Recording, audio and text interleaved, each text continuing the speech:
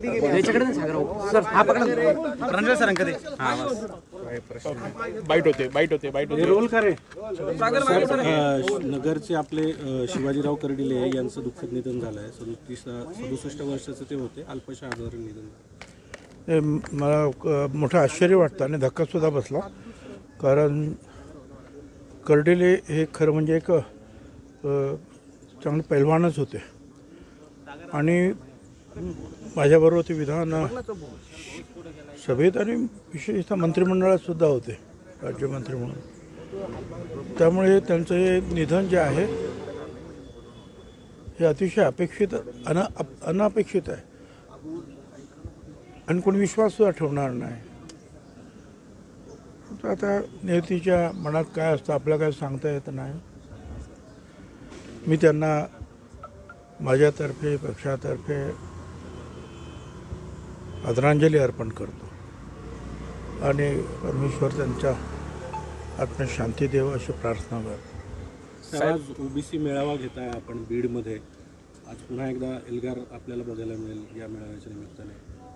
हो, आता ज्या काही घटना ज्या आहे मागच्या सप्टेंबर सुरुवातीपासून झालेल्या आहेत आणि त्यामुळे संपूर्ण ओबीसीची भावना झालेली आहे राज्यामध्ये की ओबीसीचं आरक्षण संपुष्टात येत आहे आणि त्यामुळे जवळपास 14-15 जणांनी चिठ्ठ्या लिहून काही लोकांनी त्यांच्या मोबाईलवर मेसेज पाठवून आत्महत्या केलेल्या आहेत. खरं म्हणजे मी सगळ्यांना विनंती करतो की आत्महत्या करू नका. आपण कोर्टातही लढतो आहोत, आपण रस्त्यावर सुद्धा आपली ताकद दाखवू आणि निश्चितपणे जे आहे आपल्या या आरक्षणाला धक्का लागणार नाही याच्यासाठी शेवटपर्यंत आम्ही प्रयत्नाची पराकाष्ठा करणार आहोत. आणि त्याचाच एक भाग म्हणून आज बीडमध्ये ज्या बीडमध्ये या जरांगेच्या लोकांनी हैदोस घातला, आमदारांची घरं पेटवली, हॉटेल्स पेटवली, त्याच बीडमध्ये आम्ही पुन्हा एकदा ओबीसी एल्गार महात्मा फुले समता परिषदेतर्फे करतो आहोत. माझी खात्री आहे तिथे लक्षावधी लोक आज आमचे कार्यकर्ते एकवटणार आहेत. साहेब, धनंजय मुंडे असतील किंवा आणखी कोण कोण नेते इथे उपस्थित राहणार?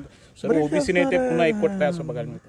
धनंजय मुंडे निश्चितपणे राहणार आहेत, गोपीचंद पडळकर राहणार आहेत, प्रकाश शेंडगे राहणार आहेत, लक्ष्मणराव गायकवाड राहणार आहे, शब्बीर अन्सारी राहणार आहेत, लक्ष्मण हाके राहणार आहे, ससाने राहणार आहेत, नंतर शिवा संघटनेचे धोंडे राहणार आहेत, आणखीन अशा अनेक वेगवेगळ्या संघटना आहेत. कुणबी सेनेचे प्रमुख येणार आहेत, आगरी सेनेचे प्रमुख येणार आहेत आणि संपूर्ण सगळ्या वेगवेगळ्या समाजाचे जे आहेत 374 जाती आहेत, त्यांच्या अनेक समाजाचे जे आहेत प्रतिनिधी आहेत, नेते आहेत, आज आपल्याला एकत्रित पाहायला मिळतील. आजच्या या सभेला मराठा बांधवांनी विरोध केलेला आहे. अनेकांना नोटीस देखील बजावण्यात आलेली आहेत. आज ते आंदोलन देखील बीडमध्ये करणार. जरांगेंचे समर्थक आहेत सर्व. भुजबळांना बीडमध्ये पाय ठेवू देणार नाही, ठरवलं तर महाराष्ट्रात कुठेही पाय ठेवू देणार नाही, अशा पद्धतीची भाषा वापरली जाते. ह्या लोकांना अजून छगन भुजबळांचा इतिहास माहिती नाही आहे. मी शिवसेनेत असताना अनेक गोष्टी घडल्या, शिवसेना सोडल्यानंतर अनेक गोष्टी घडल्या, काँग्रेसमध्ये गेल्यानंतर शिवसेनेच्या विरोधात गेल्यानंतर अनेक गोष्टी घडल्या आणि अनेकांची अशी आव्हानं जी आहेत छगन भुजबळने पचवलेली आहेत हे त्यांना अजून माहिती नाही. कारण ते त्यावेळेला राजकारणात काय कदाचित ते शाळेतसुद्धा नसतील, एवढे लहान असतील बिचारे, त्यामुळे ते अशा ज्यात फालतू वल्गणा करतात. आजचा बीडमध्ये होणारा मोर्चा हा अजितदादा राष्ट्रवादी पुरस्कृत असल्याची टीका जरांगेंनी केली. अजितदादांना बीडमध्ये मतदान नको अशा पद्धतीने देखील ते म्हणाले. हे बघा, हा मोर्चा कुठच्याही पक्षाचा पुरस्कृत नाही, तो राष्ट्रवादीचा नाही, तो BJPचा नाही, तो कुठल्याही शिवसेनेचा नाही, काँग्रेसचा नाही.